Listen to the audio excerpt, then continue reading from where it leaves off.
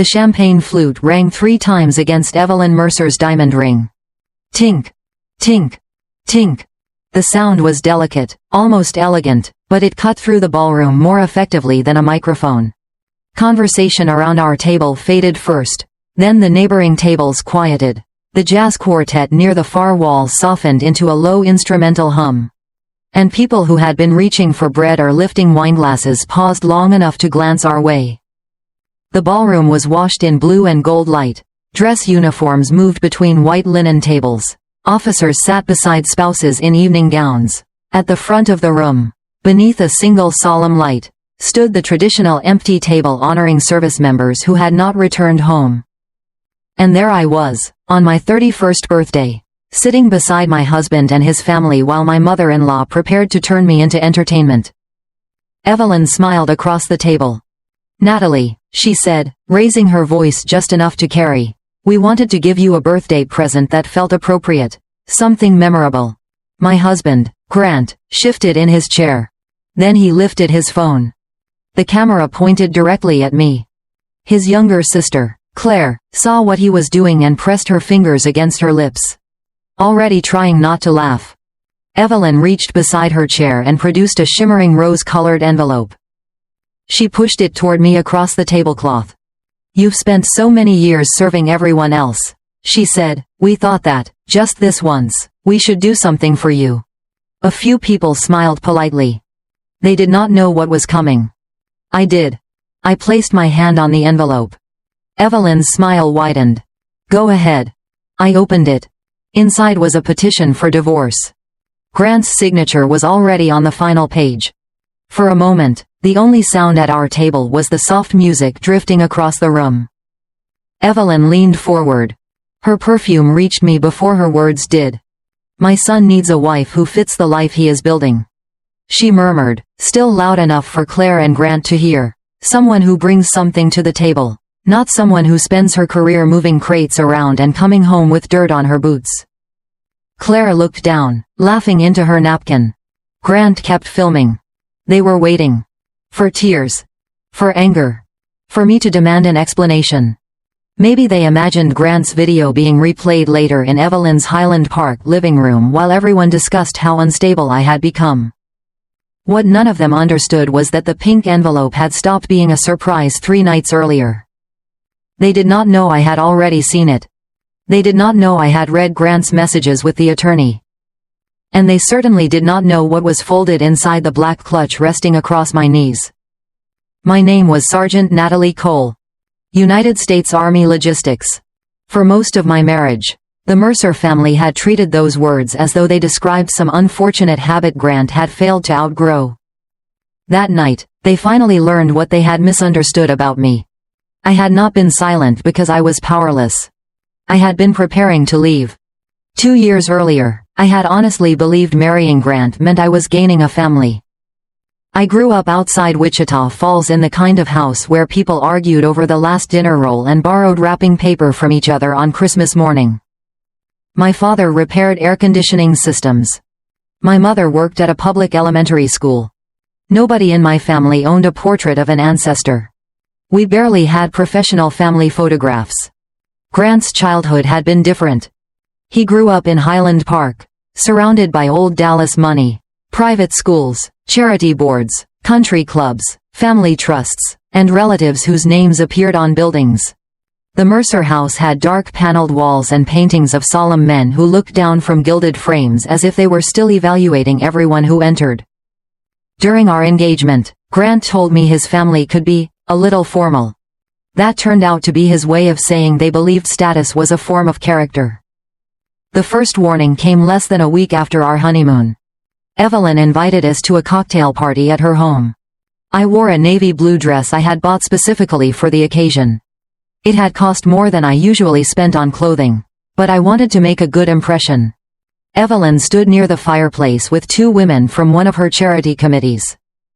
She waved me over. "This is Grant's wife, Natalie." They smiled warmly. Then Evelyn added, "She's a sergeant." The word changed in her mouth. It no longer sounded like a military rank. It sounded like an explanation. One woman tilted her head. "Oh, how interesting." The other looked directly at me. Do you plan on doing something more settled eventually? I opened my mouth. Evelyn answered before I could. She's still figuring that out. Then she turned toward Claire, who had just entered the room. Claire has wonderful news. She's engaged to a cardiologist. Claire lifted her hand so everyone could admire the ring. Evelyn beamed. A proper professional. I felt Grant's fingers wrap around mine. At the time, I mistook that small squeeze for support. I thought he was telling me, ignore her, I'm with you. It took me much longer to understand what the gesture actually meant. Please don't respond. Please don't make this uncomfortable. Please stay quiet. That became our marriage. At Thanksgiving, Evelyn asked everyone around the table to share something they were grateful for. When my turn came, I said, my soldiers, and the fact that I get to do work that matters to me. Evelyn gave a soft laugh. Well, civilization needs people willing to do every sort of job. No one needed her to explain what she meant. I looked at Grant. He suddenly became fascinated by his pumpkin pie. On Christmas morning, Evelyn gave Grant a restored vintage watch that had belonged to his grandfather. Claire received airline tickets and a week in Paris. Then Evelyn handed me a rectangular package. Inside was a book about civilian careers for people leaving military service. I tried to smile. Then something fell from between the pages. A folded set of hospital scrubs. Evelyn took a sip of coffee. Claire's fiancé might know someone at his hospital. She said, there are always support positions. Facilities, housekeeping, that sort of thing. The fire crackled behind her. The room smelled like pine needles, dark coffee, and the expensive cedar candle she always burned during the holidays. I remember all of it. Humiliation has a strange effect on memory. You forget ordinary Tuesdays. But you remember the exact scent of a room where someone made you feel small. Grant laughed awkwardly. Mom. What? Evelyn asked. I'm trying to help. He did not defend me. For months, I told myself his silence meant he was embarrassed by her behavior. Then I decided he was simply weak. Eventually, I accepted the harder truth. Silence was how Grant agreed without having to say the words himself. About 6 months before the army ball, I arrived home earlier than expected. Grant was sitting at the kitchen island with his phone pressed to his ear. The moment he saw me, he ended the call. Too quickly. His screen remained lit on the counter. A new message appeared from Evelyn. She cannot know yet, take care of it. I stood by the refrigerator. What am I not supposed to know? Grant grabbed the phone. Nothing. That message says otherwise. He rubbed both hands across his face. Natalie, please. Please what? It's complicated. I waited. Finally, he sat down. His shoulders dropped. My grandfather's trust has conditions. What conditions? Not written conditions, expectations. I almost laughed. That sounds convenient. He stared at the marble countertop. My mother believes my position in the family depends on how people see us. Us? You know what I mean. No, I don't. He hesitated. Then he said it. She thinks being married to someone enlisted creates the wrong impression. The kitchen seemed to shrink around me. I folded my arms. And what do you think? Grant stared at the cup of coffee between us. I think there are a lot of factors. There aren't. Natalie. Do you agree with her? He did not answer. That was the answer. Still, I stayed. Not because I believed everything was fine. Because I had spent 2 years constructing explanations that allowed me to remain hopeful. Maybe Grant was afraid of his mother. Maybe he needed time. Maybe marriage counseling would help. Maybe he would eventually decide I mattered more than the Mercer name. Then one evening, about a month later, I came home from a run and heard voices coming from Grant's study. The door was half open. I was standing in the hallway holding my running shoes when I heard Evelyn. You cannot continue postponing this. Grant sighed. Mom. You need to decide what you want your future to look like. I know. No, you don't. If you did, we wouldn't still be discussing her. Silence. Then Evelyn said, at some point, you choose, her or the future this family built for you. I stopped breathing. There was a long pause. I waited for Grant to say my name. To defend me. To tell his mother to leave our marriage alone. Instead, he said quietly, "I know, I'll deal with it." I walked backward down the hallway before they saw me. That was the night my marriage actually ended. The legal papers came months later. After that conversation, I stopped trying to fix Grant. I redirected the energy toward myself. My first idea was officer candidate school. The reasoning was flawed. Part of me believed that if Evelyn was ashamed of Sergeant Cole, perhaps Lieutenant Cole would finally be respectable enough. I hate admitting that now. But at the time, I needed movement more than I needed perfect motivation. I enrolled in online college courses. My alarm sounded every morning at 4:30. By 5, I was outside for physical training. Afterward I worked 10-hour days coordinating equipment, maintenance schedules, supply requests, vehicle movements, and personnel requirements. Then I came home, showered, ate quickly, and studied at a small desk in the spare bedroom. Grant hated it. "Are you seriously typing again? I have a paper due Sunday." "It's nearly 10. I know. I have work tomorrow." "So do I." He stood in the doorway. "This is every night now. It's 4 classes. Which you decided to take without considering how it affects us." I stared at him. "I'm sitting in another room typing." "That's not the point." "What is the point?" He could never explain. The real point was that I was moving in a direction he had not approved. I finished the semester with a 4.0. For the next stage of the program, I needed additional financial documentation because we were married. I printed the forms. One Saturday morning, I placed them on the kitchen table beside Grant's coffee. "I need you to fill out this section." He glanced at the pages. "What is this?" "School paperwork." His face changed immediately. "You're still doing this?" "I told you I was." "You finished the classes. Fine, why keep throwing money at it?" "Because I'm finishing the degree." Grant pushed his chair back. "We don't need more expenses for some fantasy promotion." "It isn't a fantasy." He picked up the papers. For half a second, I thought he was going to read them. Instead, he dropped them onto the floor. "Natalie, look at your life realistically." The pages scattered across the linoleum. One slid beneath his chair. "You are good at what you do," he continued, "but that doesn't mean you're going to become an officer or some executive somewhere." I stared at him. "You don't think I can do it?" He exhaled impatiently. "I think my mother is right about one thing. You need a practical plan." He left the kitchen. I stood there for almost a minute. Then I got down on my knees and collected the papers. I stopped taking classes after that semester. That remains one of the decisions I regret most. Not because I never completed the education. I eventually did. I regret it because, for a while, I allowed people who had never respected me to decide how much ambition I was permitted to have. I began applying for civilian logistics positions instead. Secretly. I rewrote my resume after Grant went to bed. I submitted applications during lunch breaks. Supply chain coordinator. Operations supervisor. Project logistics specialist. Distribution manager. One after another. Then came the rejection emails. "Thank you for your interest. We have decided to pursue other candidates. Your qualifications were impressive, however."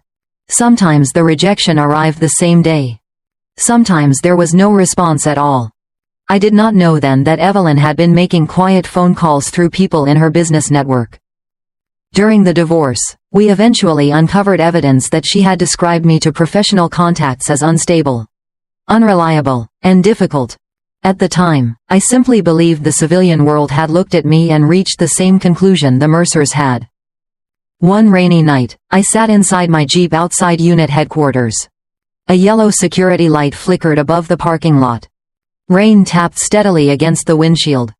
My forehead rested against the steering wheel. I cried so hard I could barely breathe. And I was ashamed of myself for crying. Every day, soldiers came to me with problems. Missing equipment. Family emergencies. Transportation failures. Last-minute mission changes. Conflicts between sections. I was the person expected to remain calm. Yet I could not figure out how to escape my own house. Someone knocked on the driver's side window. I jumped. First Sergeant Thomas Reed stood outside holding 2 paper coffee cups. He was 53, broad-shouldered, quiet, and so observant that lying to him felt almost insulting. I wiped my face before lowering the window. First Sergeant. He held out 1 cup. Coffee. I'm fine. That's not what I asked. I took it. The coffee tasted terrible. He leaned against the Jeep. Neither of us spoke for a while. Finally, I said, sorry. For what? This. He looked across the nearly empty parking lot. Nothing happening out here changes what I know about you inside that building. I looked at him. He continued. You are one of the most dependable NCOs in this company. Your people trust you. When everybody else starts explaining why something can't be done, you figure out how to do it. I swallowed. He lifted his cup. That's not motivational nonsense, Cole, that's your record. My eyes filled again. I hated that. First Sergeant Reed pretended not to notice. Then he said, don't let somebody outside this gate convince you that what you earned inside it isn't real.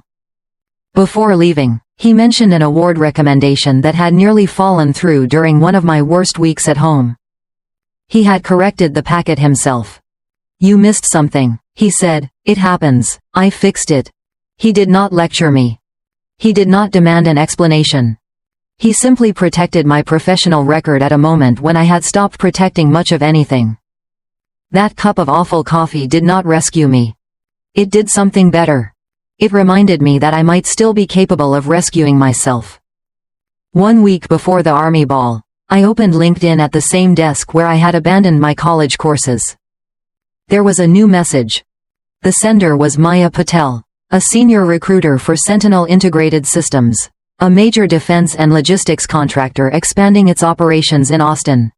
I almost deleted it because I assumed it was spam. Then I read the first paragraph. She had reviewed my background. Military logistics. Personnel management. Equipment accountability. High-pressure operational planning. She wrote that those skills matched a new integration project they were staffing. Then I reached one sentence and stopped. Your military experience is not something you need to disguise or move beyond. It is one of the strongest qualifications you bring. I read it again. Then again. The Mercers talked constantly about valuable things. Valuable land. Valuable art. Valuable connections. Valuable schools. Someone I had never met was calling my experience valuable. The interview was scheduled for the next afternoon. The department director, Daniel Foster, had served 24 years in the Navy before entering the private sector. He did not ask why I lacked a corporate title. He did not ask whether I had attended the right university. He asked, tell me about the last time a plan completely failed. I thought for a moment. Training exercise. Critical repair components were moving between 3 locations. A route was closed after midnight. Communications were unreliable, and every section thought someone else had caused the problem. What did you do? Stopped discussing blame, identified what absolutely had to arrive first, reassigned drivers, built a temporary handoff schedule, confirmed every transfer directly. We had the required equipment in position before sunrise. Daniel nodded. How many people were you coordinating? About 30 directly, more indirectly. And you were the decision maker? For the movement plan, yes. He leaned back. That's the job here. I blinked. He smiled slightly. Different building, different clothes, same pressure. The offer arrived the following morning.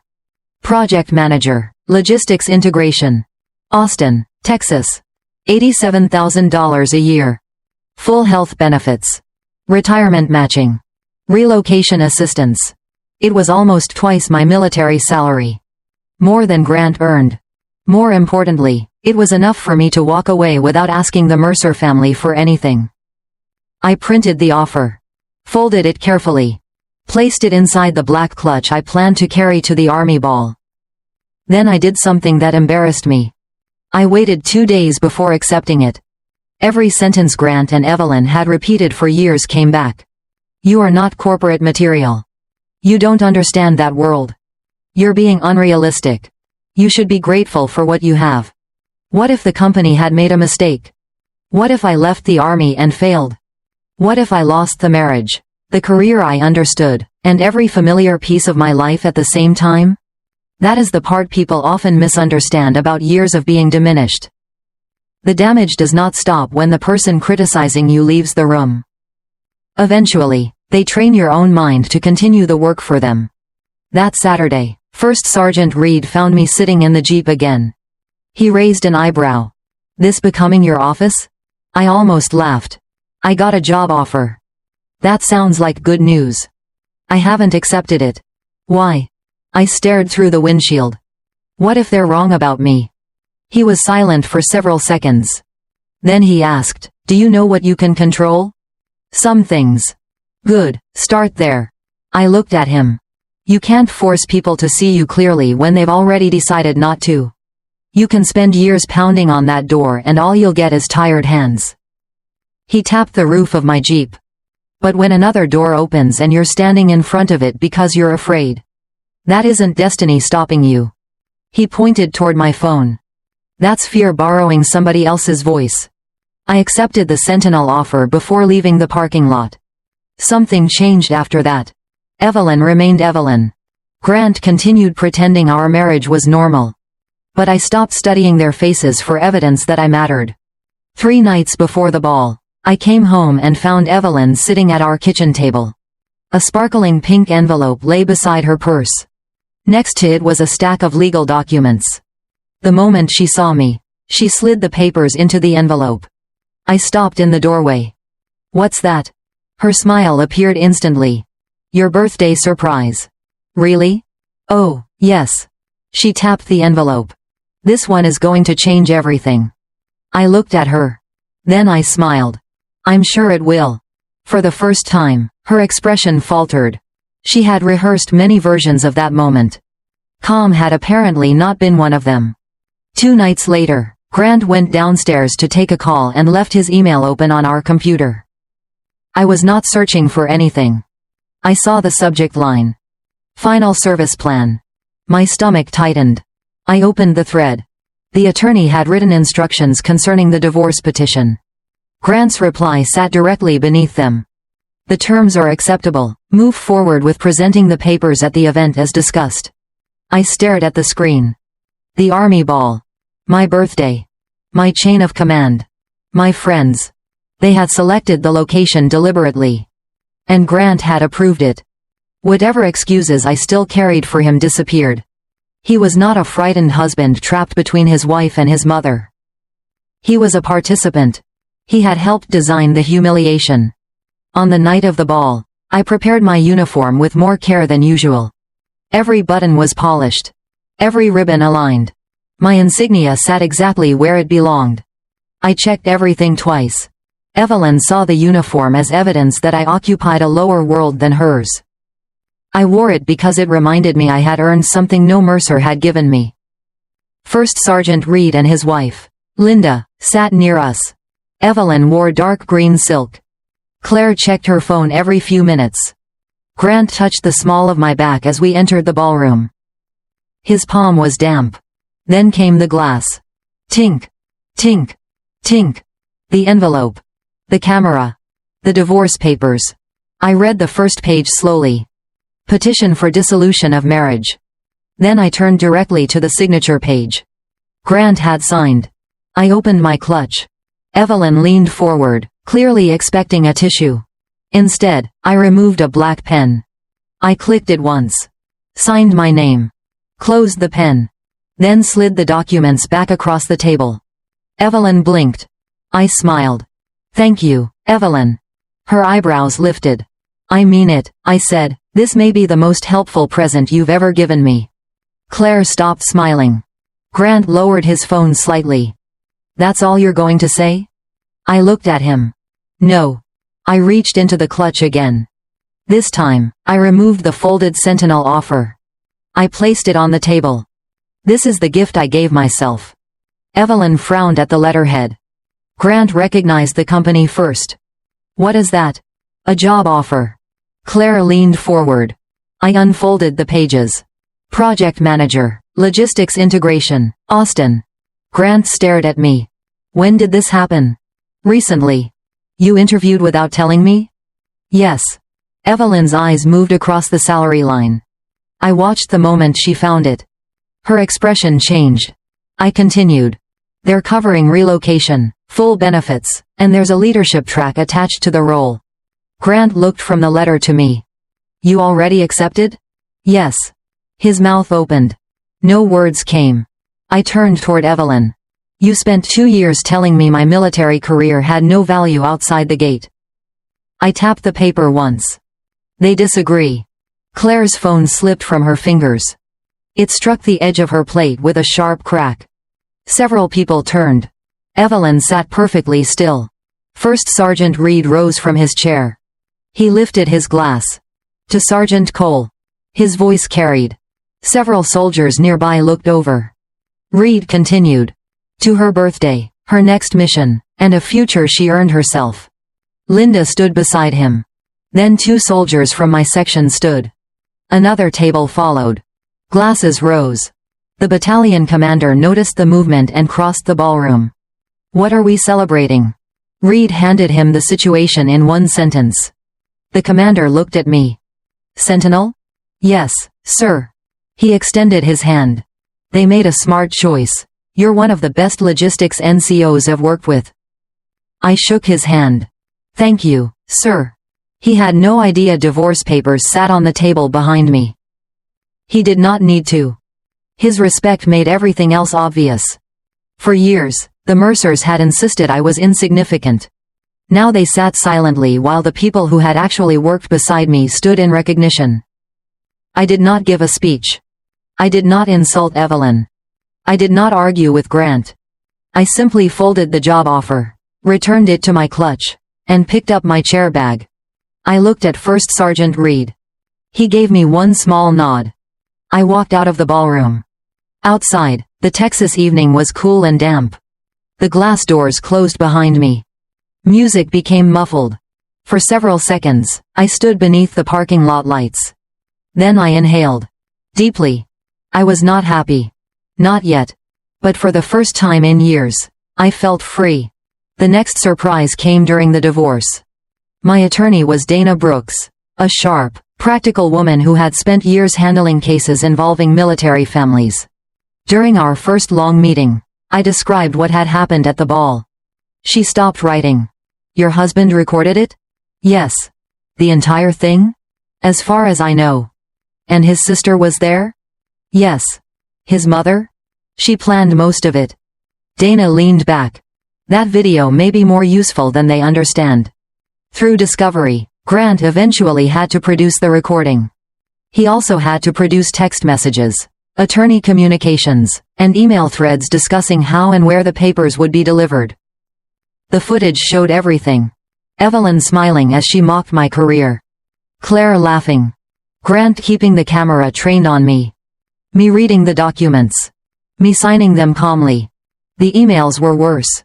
They showed the family had specifically chosen the army ball because members of my command would be present. One message from Evelyn described it as the setting where Natalie will finally understand her place. Another from Grant asked whether the attorney needed to be physically present. They had wanted evidence of me collapsing. Instead, they had documented their own planning. The divorce did not make me suddenly wealthy. There was no movie-style courtroom victory. What I received was much more practical.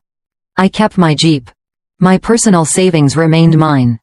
My military retirement accounts remained protected. My benefits and everything I had earned through service stayed intact. Grant's attempt to describe me as emotionally unstable went nowhere. His own recording showed me behaving with complete control. The people surrounding me were another matter. Evelyn's interference with my civilian job applications created a separate issue. Sentinel's security and legal departments discovered she had contacted individuals connected to companies where I had applied. Those communications were documented and handled through appropriate legal channels. I did not launch a campaign against the Mercers. I did not need to. Their own messages did the damage. People in the Dallas circles Evelyn cared about began quietly distancing themselves. Invitations slowed. Business acquaintances stopped returning calls. A charity board asked questions. For someone like Evelyn, consequences delivered privately were far worse than public confrontation. Grant's messages changed as the situation changed. At first, he was angry. "You're embarrassing everyone." Then defensive. "My mother was only trying to protect my future." Then frightened. "Can you ask your attorney to stop pushing this?" Then sentimental. "Natalie, I know I made mistakes. I miss you. We can still fix this." I never responded. The final time I saw Grant was during my out processing from the army. Rain covered the barracks parking lot. I was carrying a folder of final paperwork toward my Jeep when a familiar SUV turned into the lane. Grant parked crookedly. He climbed out without an umbrella. "Natalie." I kept walking. "Please." I stopped. He crossed the pavement toward me. Rain soaked through his shirt.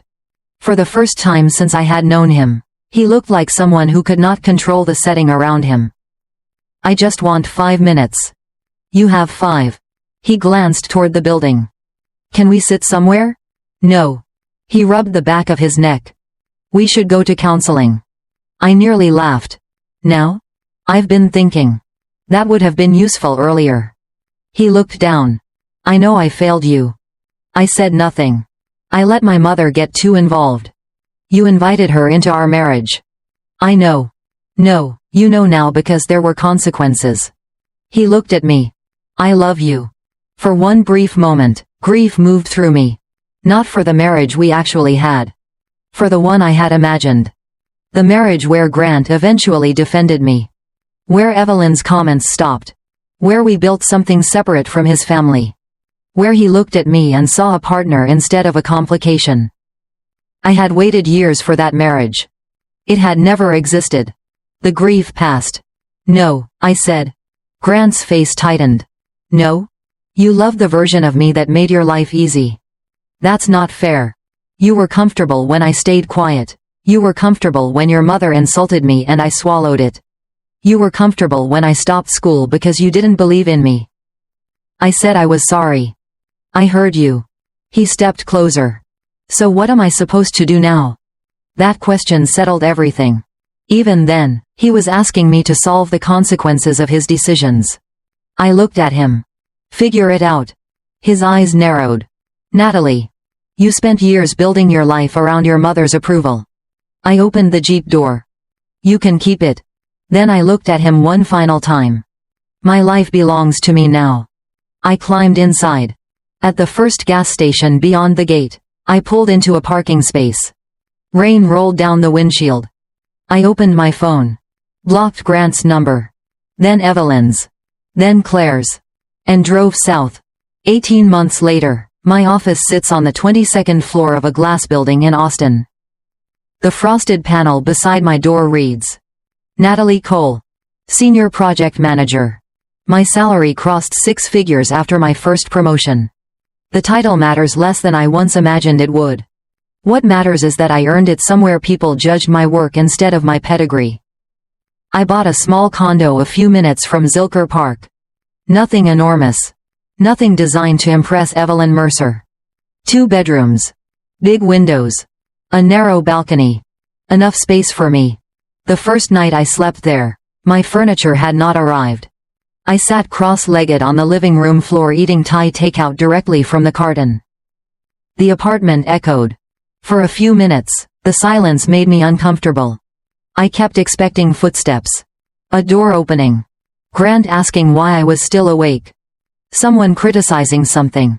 Then I realized something so simple that I started crying. No one was angry in the next room. No one was waiting to correct me. No one was measuring me against some invisible family standard. There was only silence. And silence without fear feels completely different. It feels like peace. At Sentinel, nearly everything the Mercers disliked about me became an advantage. My military discipline became focus. My experience leading soldiers became operational leadership. My ability to remain calm when a plan collapsed became executive presence. The traits had never been the problem. The audience had been. One afternoon, an email appeared in my inbox from Fort Cavazos. The Transition Assistance Program was hosting an event for service members preparing to enter civilian careers. They wanted me to speak. At first, I almost declined. Public speaking still made my stomach tighten. Then I remembered the parking lot. The yellow light. The terrible coffee. First Sergeant Reed telling me not to let people outside the gate decide what I had earned inside it. I accepted. A week later, I stood behind a podium facing hundreds of service members. Some were months from retirement. Others were young enough to look terrified by the idea of leaving the only professional world they had ever known. I recognized the guarded expressions. I had worn one myself. The fear that civilian employers would not understand. The fear that military experience would be translated into something smaller. I told them the truth. When I was preparing to leave the army, I thought I needed to apologize for my resume. The room quieted. I thought I needed to explain why my experience counted. Several heads nodded. There will be people who look at a rank and see only the uniform. They'll miss the leadership, the planning, the responsibility, the decisions you made when everyone else was tired and the plan had already fallen apart. I paused. Those people are wrong. Someone in the front row smiled. You already know how to make decisions with incomplete information. You know how to lead people who are frustrated, exhausted, or afraid. You know how to adapt when resources disappear and deadlines don't move. I looked across the room. Do not erase those skills because someone else doesn't know how to recognize them. Then I saw him. Front row. Plain gray polo shirt. No uniform. No rank. No ribbons. Thomas Reed. Retired now. He was smiling. I looked directly at him before continuing. You cannot control people who are committed to misunderstanding you. The room became still. But you can stop giving those people authority over your future. Reed nodded once. That same small nod from the army ball. I finished the speech. For half a second, there was silence. Then applause began. A few people stood. Then more. Soon, most of the room was standing. And something strange happened. I did not think about Evelyn. I did not think about Grant. I did not think about Claire dropping her phone onto the dinner plate. I did not picture the pink envelope. I did not replay the video. Their place in my life had become small enough that success no longer needed to be measured against them. That was the part nobody had warned me about. Healing did not look like finally winning the perfect argument. It did not mean watching the people who hurt me suffer. It did not mean earning enough money to erase the past. Healing meant reaching an ordinary Tuesday and realizing I had gone the entire day without hearing their voices in my head. For years, I misunderstood strength. I believed strength meant staying. Enduring. Absorbing every insult without reacting. Keeping the marriage intact. Proving I could survive people who were determined to diminish me. I know better now. Sometimes strength is refusing to argue. Sometimes it is signing the papers someone meant to use against you. Sometimes it is accepting the job you are afraid you do not deserve. Sometimes it is walking through the open door instead of spending another year pounding on the locked one. And sometimes the strongest thing you can do is leave without waiting for the people who underestimated you to finally understand what they lost.